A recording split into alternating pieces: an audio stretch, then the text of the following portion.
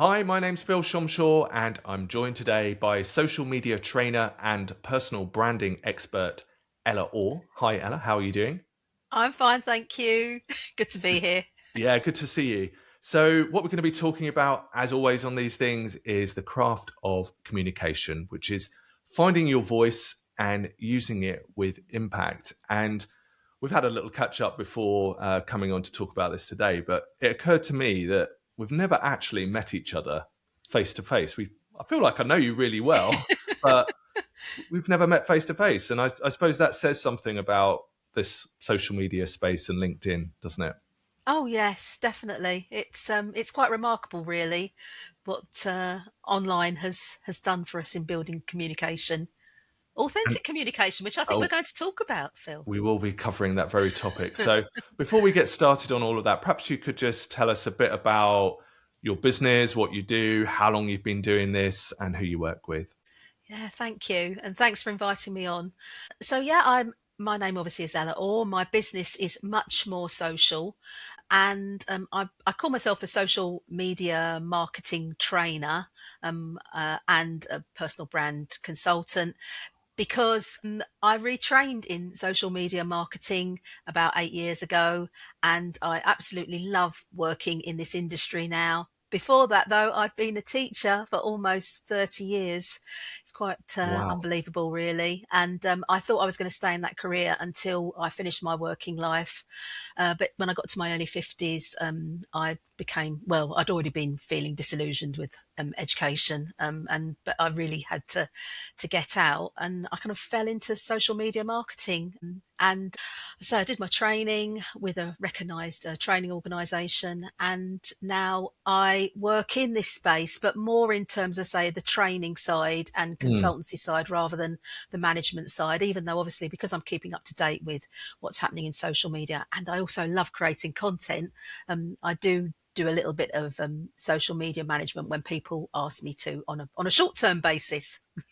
And one of the things I Yeah, think, sorry to interrupt you, but one of the things I think that makes, well, there's lots of things that make you stand apart from the others, but in terms of my peer group, is that you're not just LinkedIn. I mean, I tend to focus my yeah. business stuff on LinkedIn, but you do TikTok, you do Instagram, you cover, you're quite holistic really in your approach to things.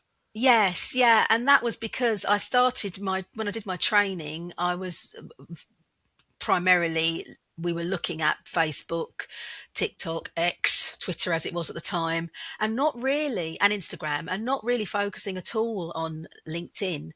But I made a conscious decision to move to LinkedIn when I started thinking about personal branding. Mm, And just to finish off about your question about what do I do, so obviously I help people with finding out like what their personal brand is, helping them to be visible. I really believe in this try, focus of marketing and this area of marketing, because I think we do really need to know how to stand out with our businesses in this very competitive world, and there's a way to do it. So I help people with that, primarily people working in regulated professions, because I came from teaching mm. where people were very conscious about, you're very conscious about what you say, and when and obviously people don't tend to say very much because they're conscious about that. They're very worried about compliance and rules, and that means that we don't actually put our voice out there and sell ourselves in the best way possible.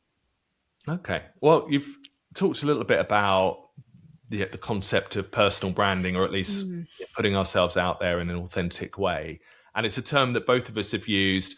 I know not everybody loves the terms personal branding, and sometimes people say authenticity is a little bit overused, but they are mm, the they are the accepted terms of the industry. So perhaps you could yeah. talk to us about what they mean to you and why they're important today. Yeah, I've really struggled with that term personal brand. I've posted a few times about how people feel about that particular phrase, and obviously the breaking down of personal being one thing that people get very uncomfortable about, and the whole thing about thinking of yourself as a brand is another thing that Mm, people feel uncomfortable about. But we have to use the kind of accepted terminology because of keywords and search and everything else. But to me, it really is about the fact that if you don't talk about, if you don't become known, if you're not seen, let me get it in the right order. If you're not seen, if if you're not known, if you're not remembered, then you're less likely to stand out to your ideal client. You're less likely to stand out to the people that want to buy from you. And so that's one thing. I think a lot of people sell themselves in a way that's kind of like to a generic kind of audience rather than thinking about their target audience and what their target audience wants, needs, what their problems are, and then how you, with your own personal brand, can align that with the wants and needs of your clients. So there's that kind of real sort of deep dive focus on yourself, which then helps you to align with the deep dive focus into your ideal client. But then there's also the fact that I've lost my train of thought now. It'll come back to me in a minute. It'll come back to me in a bit. But yeah, just think of that whole thing. Oh, that's right. Not being the best kept secret. Because if we don't talk, people don't talk enough about the holistic whole package. They talk about their offers, but they don't talk about themselves in terms of why that, why they are the best person to deliver that offer, why they've got the strengths, what their strengths are, what I call their superpowers are, in order to sort of, give the best offer to their ideal client, and again get that kind of sweet spot of alignment, which we're all looking for, aren't we? We're all looking for people Mm. who who are our perfect people to work with, or our ideal people to work with, and to and to sort of like, build good relationships with them, have long-standing working relationships with them, which sometimes then turn into sort of personal friendships and whatever else, because we get so aligned, to say, with what our clients' needs and their values are, and then they'll recommend us as well. I mean, that's the thing. Your clients are the best recommendation for you. We all know that. Mm. So yeah, so I think don't be the best kept secret, which I think personal branding helps you to reveal yourself in a way you feel comfortable with. I have to add that in as well. Yeah. Well, you covered a lot of ground with that answer, and there's a couple of things I want Yeah, to pick up on. So yeah, one of them's around this sort of being your authentic self yeah. and showing yourself. And I think that, yeah, if you look on, I mean, I'm going to use LinkedIn as the kind of example platform because it's the one I'm most familiar with for Yeah. work. You see a lot of fakery nowadays. Mm, So I mean, there's all been things about engagement pods in the past, or people just sort of mm, pretending. You get the sense of people sometimes pretending to be something else. How do mm. you how do you spot that, and how do you avoid being that yourself? Well, it comes down to the communication thing, which I know is the theme of your podcast, Phil. The thing is, yes, we're on LinkedIn and it's a place to put content and it's a place to comment. But really, what we want to be doing is to be getting off that feed and into direct messages. Okay. And so I think then the more authentic, and I know that's a sort of, say, a cliched word which makes people feel very icky, but the more authentic that you can be, the more that you can be yourself on the platform, and that means, to a certain extent, and I'm going to talk, and I know we're going to talk about this in a bit as well, about sharing your views, giving your points of view about things, giving opinions about things, which I know can divide people, but then that's the only way that you actually find out, your audience finds out, whether or not you're a genuine person, because then Mm. hopefully they'll connect with you, they'll follow your content, you'll message when that once they've connected with you, you can have a conversation with them in the direct messages, and even take that away from LinkedIn into other spaces, and or meet in person and have a call, and then that's where person genuinely sees that what they see on the screen, what they see on LinkedIn, is what they're going to meet in real life, and it's the person they're going to end up hiring and having working with. So yeah, it's all part of like that funnel, really, isn't it? When we think about, it's a kind of like a personal brand funnel or a communications funnel. We've got to Yeah. talk to people to begin with to find out whether or not they are our cup of tea. Yeah. They're, So don't so afraid to be yourself is don't be basically, afraid to be yourself. Exactly. yeah. Okay. Well, that goes neatly into the second area that I wanted to chat about, which is around, well, it's based on a post you put out recently, Mm, actually, about real faces create connections. And there was just, there's this, for people that haven't seen it, there was a short video It was almost a GIF where you're going through some Yeah. train barriers or something. Very, very smiley. And there's a little quote on here which I need to have on my Yeah. notes. Show your face on your posts. Real faces create connection. Mm. So talk to us about that, because I know not everybody is that happy putting their face on social media, let alone on video. Yeah. Why do you do it? How do you persuade people to take that leap of faith?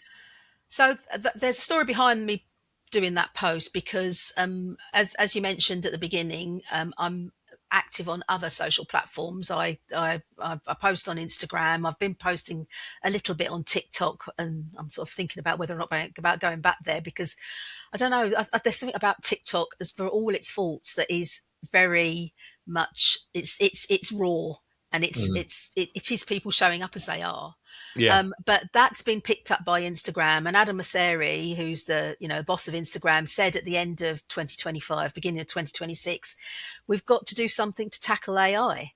We've got to do something to show that it's not, and also to get people comfortable, rather ironically, feeling comfortable about showing up. And I think the thing is that people are so worried about, what they're, especially for women, what their hair's like, what their makeup's like, am I good enough? And then there's also a lot of men that feel like that as well. It's not just a female thing.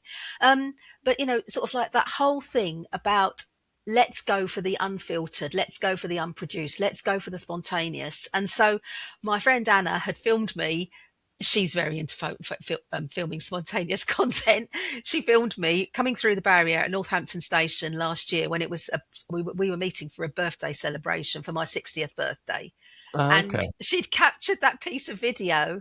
And I was going through my and I was thinking about Adam Mosseri's post. I was going through my camera roll and I thought, oh, that'll be an ideal piece of video. And Yeah. honestly, it has done very well on Instagram, and it seems to be capturing people's attention on LinkedIn as well. So that's what I mean about real faces, mate, with real connection.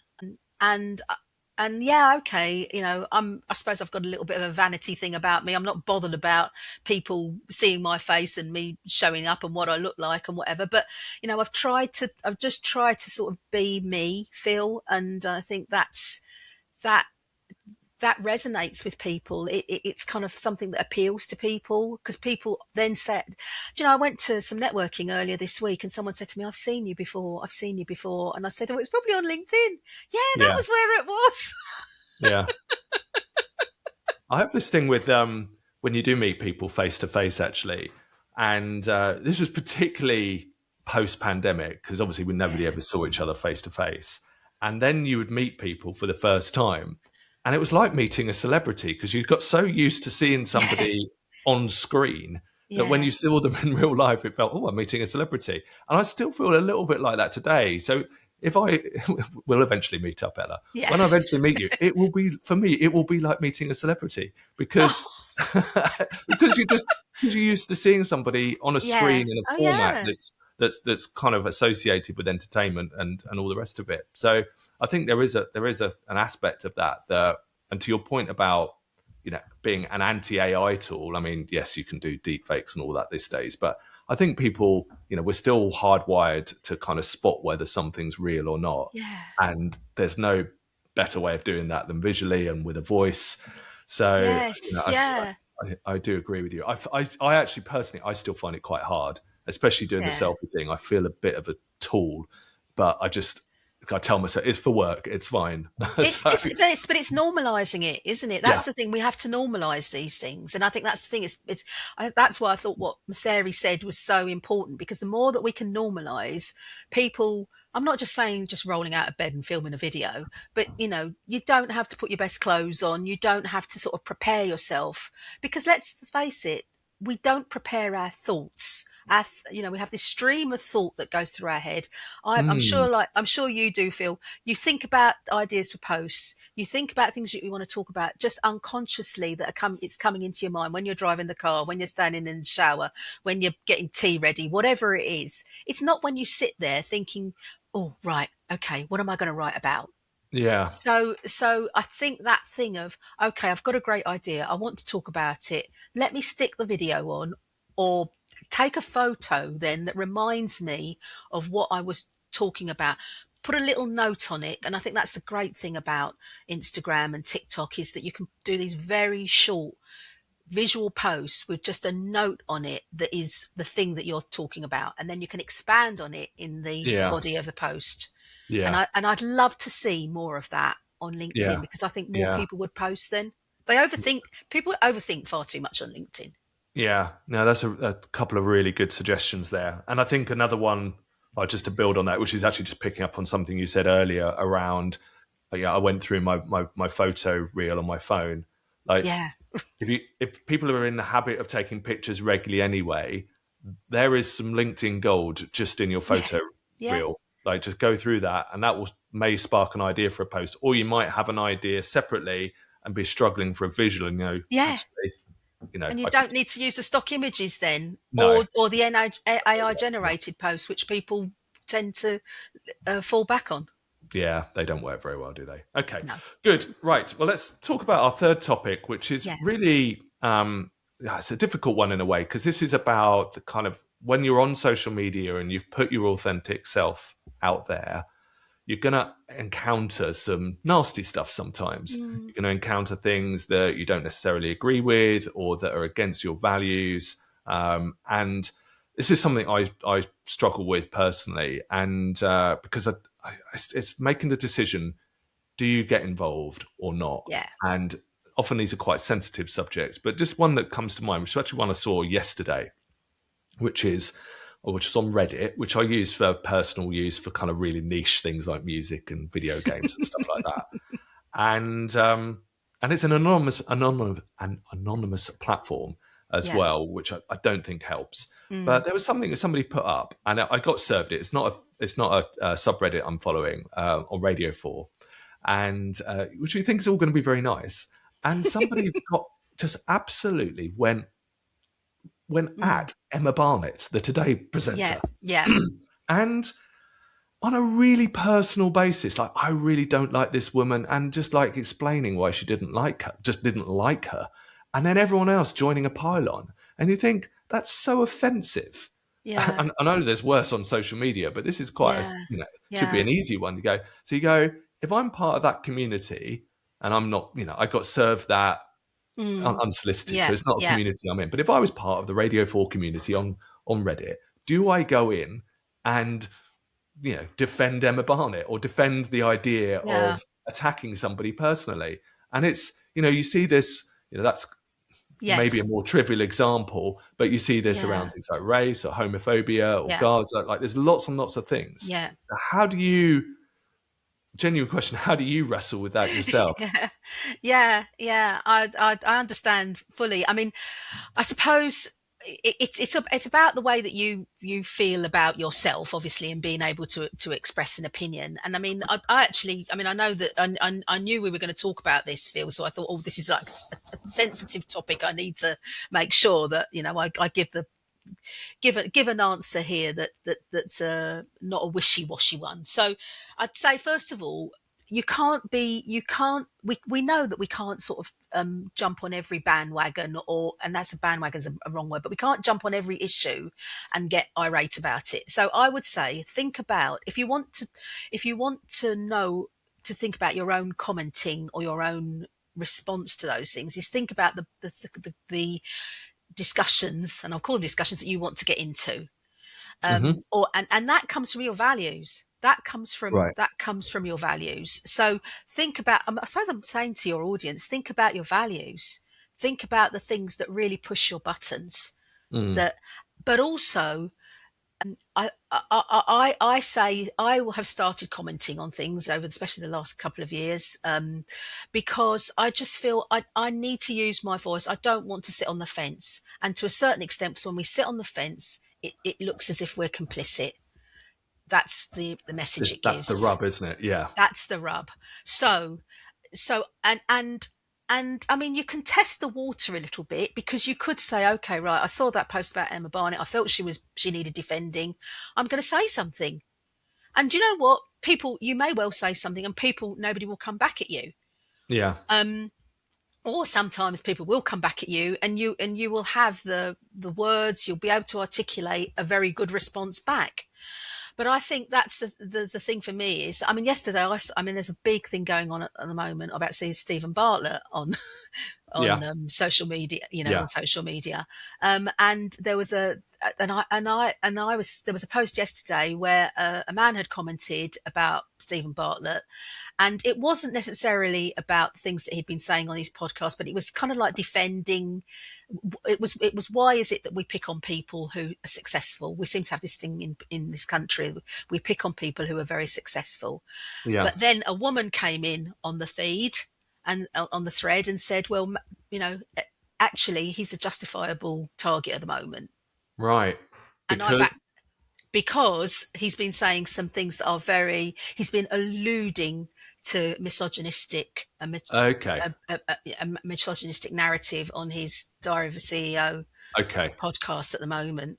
Yeah. And that's one of the issues that I am Yeah. Yeah. very Yeah. feel very Yeah. strongly about, Yeah. Phil. And I Yeah. and I felt I wanted to defend what that woman, what the sole woman who'd come on and Yes. and had the guts to come on and say something on a Yeah. male-dominated thread. I thought I'm going to Yeah. come in and say something as well. So I backed up her comment. As far as I can see at the moment, nobody has come back and had a go at us, Yeah. but it's planted the seed of thought on anybody who's reading that guy's post now, Yeah. the majority of which will be men. Yeah. And I think that's the thing. Yes, we need to choose our battles, but and we need to have information. We just don't go in there steamrolling in there with an opinion. But as long as you've got a clear, articulate argument, you feel that you're defending the person in a clear and sensible way, which isn't inflammatory. Mm-hmm. I think it can actually embolden you and think, right, Mm. okay, I said it once, I can say it another time now, I can say it. And that's what's happened with me. I've said a few things in support of, transgender, in support, I post about racism, fighting anti-racism, support of Gaza and so forth. And people haven't come back at me. In Mm. fact, what I feel it's done is it's shown people that this is where I stand. These are my values. And then if Mm. people then decide, okay, actually I don't agree with Ella and I don't like what she's saying, then don't come and work with me. I mean, Yeah. I Yeah. think that boils Yeah. back down to the personal branding Yeah. authenticity piece. But Okay. yeah, it takes a little bit. I mean, I know that you've done it, Phil, and I know Joe does as well. Your wife, and I in terms of like commenting on things, and I feel that's it's to say you don't need to get involved in a battlefield mentality, but Yeah. definitely I feel that it does add something to people seeing you as an authentic person who's got integrity. Yeah. And isn't that what we're all supposed to be trying to do to make this world a better place? Yeah. Great answer. Yeah. Really good answer. I love everything you've just said there. I think just points to add on to that, or things from my experience would be, if you're doing it, if you want to reply, type your reply out, walk away, and walk back Yes, again. yes, Because I've said things in anger, and I've not necessarily made my point that clearly either. So I mm, think sometimes doing that's helpful.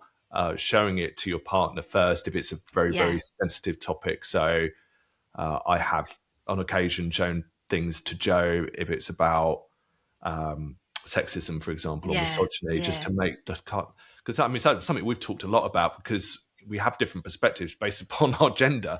So we're Exactly, coming of at things in a course, different way of sometimes. And course. so, yeah, I think talking about it before you post. And I find it's probably better to be on platforms where there's some transparency about who you are.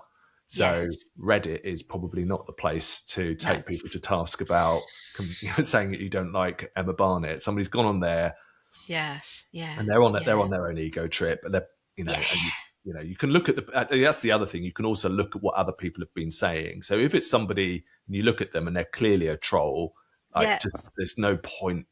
I don't think there's actually any point a lot of the time, with a few caveats around that, in engaging with those people. no, But if somebody, you know, they're not trolling, then it's worth yeah. it debate, but it's really hard. I genuinely wrestle with this on a daily basis. Yes, yeah, and I understand why, because there's so many.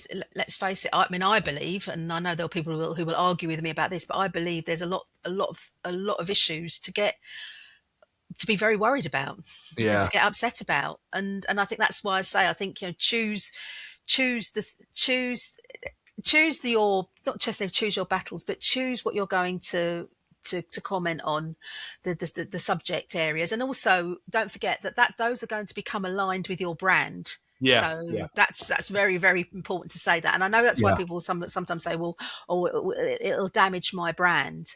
But then if we all just become, very vanilla, and that's the whole thing about personal branding, we just become very vanilla and very kind of uh bland in the way we comment on posts. If we don't either give an opinion or share info. I think this is the thing about commenting on LinkedIn: give an opinion which opens up a discussion or Mm, backs up a discussion or something like that, or or if it's a more professional sort of post rather than something related to the news, do something which is educational, say something that's going to add value to your personal brand so that people then mm, go and check out your profile. And don't yeah, forget, we are playing a little bit of a game on LinkedIn. We want people to go and check out our profiles. yeah. Don't we? We want people to come and view our profiles so that they see what we're really Absolutely, yeah, about. yeah. This is Oh, what all plays into the personal brand piece, in my view. yeah, absolutely right. Well, we could probably talk about this one all day, but Oh, in I the know. interest of time, I will move on because I've got some quick fire questions for Yeah, you, and I yeah. do want to Cool. cover some of those. So Yeah. here we go. In no particular order. What's the best piece of advice you've ever received about personal branding? Just do it. Okay. Honestly, I this everything that I do in relation to personal brand, I have to say, Phil, comes from my own personal experience. I Okay. did a training course with lots and lots of other women. We were all graduating at the same time. We were all going for the same jobs, and I got fed up of, honestly, of competing against these people who were my peers. It wasn't kind of a nasty kind of fed up. It was just like frustration. I just thought, how am I going to stand out? And it was only until I found out about personal brand and I looked into it and I looked at the kind of, how you do the framework around it and what does it involve. And it's, if that's the foundation, then it's the springboard then for you to obviously to put your offers in, but then for you to sort of show up as you, to show up authentically, to be memorable. So that's why I say Just do it. just do it. Okay. The message received. So, what is the piece of marketing or business lingo that you'd like to banish from every piece of business communication? We've all got our personal pet hates here. Which is yours? Do you know? I've just been hearing all this thing about people doing things quick and dirty at the moment, and I just think, God, I just think, what? Can't we? Yeah, What happens? Just, it's all these. Why don't we just talk about a rough copy? yeah, yeah. Low hanging fruits up there for No, me, which is hanging fruit, and similar yeah, to that one, isn't it? Yeah, not really giving it the justification. Okay, so I know that you're into your fitness and you yeah. do weightlifting. In fact, you've put stuff out there on LinkedIn and Instagram on that. What piece of advice would you give to somebody, perhaps somebody in their 50s, that should be doing more exercise around that? What's your favorite and what's your favorite gym exercise that you do? So my That's the favourite question. gym, yeah, my favourite. I struggled with learning how to hip hinge when I first went to my personal Hip trainer. hinge. Hip hinge, Hip hinge. hip Oh, hip hinge. hinge. Okay. Yeah. Yeah, yeah. Hip Yeah. hinging, yeah, Yep. hip hinging. So, and hip hinging is a very important principle in being able to lift and to do, any kind of gym based activity well. So yeah, doing the Romanian deadlift Right. is really fairly I good, know good what for one of those practicing is. one's hip hinge. It's Yeah. very good for strengthening your glutes and hamstrings. And let's face it, that's why we need to train when we get to middle age and continue for as long as you can. Because if you want to stay upright, you want to be able to stand up, you want to be able to. I mean, Phil, we were discussing holidays before we came on the call. You know, I Yeah. want to be able to enjoy my holiday and walk around, get on and off the cruise ship or the plane or whatever it is. Yeah. And yeah, that's why I think strength training is so important. Quite right. Okay. If you weren't doing social media marketing, what would you be doing instead? And you can't say teacher because you've done that. No, no. Well, I think I've talked about this a little bit before, and some people do know this. I actually did a music and dance degree, creative arts Oh, degree, okay. and I I didn't actually know that. wanted to be a professional singer. Oh, wow. So I didn't know yeah, that. yeah. So I was at college in Newcastle upon Tyne, or it was Yeah. Polytechnic back then. And yeah, and I've had all these aspirations to be a. What style of music do you like Well, I to sing? wanted to do musical theatre Oh, because, lovely. yeah, I mean, I was classically trained, but I wanted to do musical theatre. But anyway, life happened and it didn't happen. But music is still very much close to my heart, and singing is very much close to my heart as well. And I know I haven't put anything about that in my LinkedIn profile, apart from I think at the bottom of my about section it says I like musical theatre, but Yeah. I haven't talked about the singing journey, and perhaps I should talk to do that. Yeah. A content idea. You never know where they Yeah, come from. Okay, well, I think we're just about out of time now, so yeah. we're going to wrap up. I do always finish with one question, and before I ask the question, thank you so much for coming on. But the final question is, what is your motto in life? I live by a lot of mottos in life, Phil, but I think the one that I was thinking about was life isn't a dress rehearsal. Okay. So, and there's a lot around that, but I think it's Yeah. very much about life's not a dress rehearsal. So we're in the moment, we're here. Don't worry about the past, don't worry about the future, but also don't worry about just putting yourself out there because you never know what it's going to lead to. Yeah, I love all of that. Thank you so much. And once again, thank you for joining us today. I've really enjoyed. We could have done this probably three times the amount of time that we've done, but I'm trying to keep them roughly to the same length. But thank you so much for coming on, Ella. Phil, it's been a pleasure. Thank you very much. Good stuff. All that remains to say is let's play the music.